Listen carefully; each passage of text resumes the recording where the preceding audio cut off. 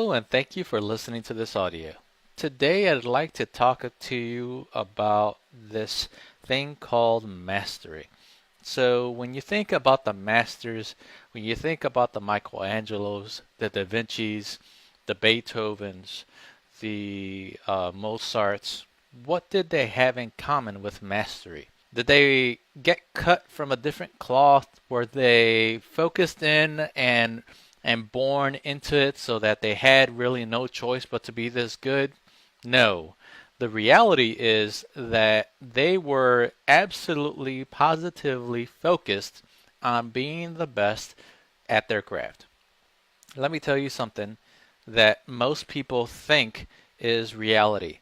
They think that mastery happens by accident, it happens because of family, it happens because of something else or the other.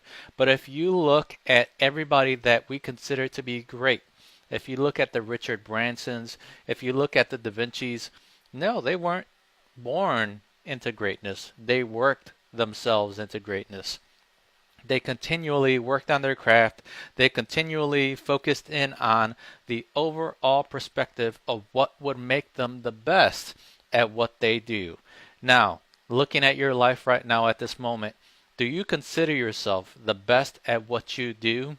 Do you consider yourself having the ability to be so darn good at that skill that you have, that ability that you have, that money is really just a secondary objection, a secondary option, a secondary possibility?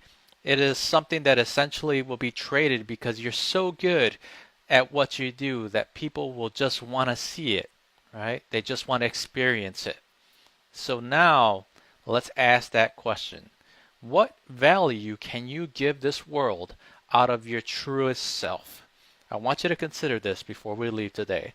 What value can you leave the world with that will bless them, that will help them move forward, that will help them experience something new, that can experience the overall perspective of a new vision, reality, and skill? What is it that you can contribute to this world before you end up in the grave?